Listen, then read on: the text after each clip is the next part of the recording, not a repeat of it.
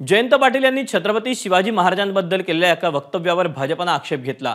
सुरतेच्या सरदाराकडे छत्रपती शिवाजी महाराजांनी खंडणी मागितली होती। त्यावेळी सुरतवरून आलेल्या दूताने शिवाजी महाराजांवर हल्ला केला आणि त्यामुळेच शिवाजी महाराजांनी सुरतेची लूट केली असं जयंत पाटील म्हणाले होते। यातल्या खंडणी या शब्दाला भाजपने आक्षेप घेतला। छत्रपती शिवाजी महाराजांबद्दल खंडणी शब्द वापरणे योग्य नाही असं फडणवीस म्हणाले। फडणवीसांच्या या वक्तव्यावर जयंत पाटलांनीही प्रत्युत्तर दिलं।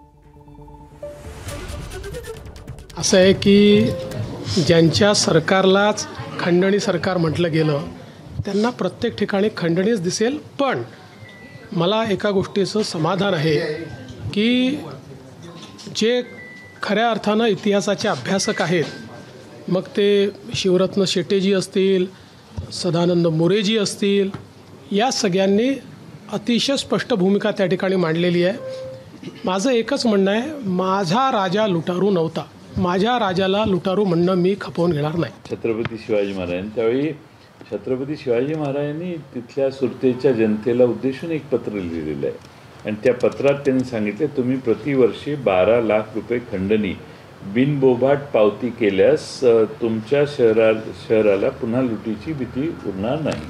हे छत्रपती शिवाजी महाराजांनी पत्र लिहिले। हे काय सांगतात भारतीय जनता पक्षवाले? त्यांना इतिहास नाही माहिती, बॅकग्राऊंड माहीत नाही।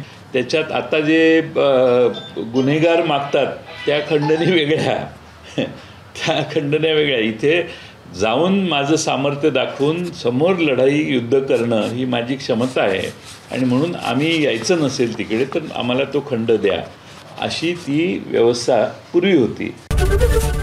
एबीपी माझा, उघडा डोळे बघा नीट।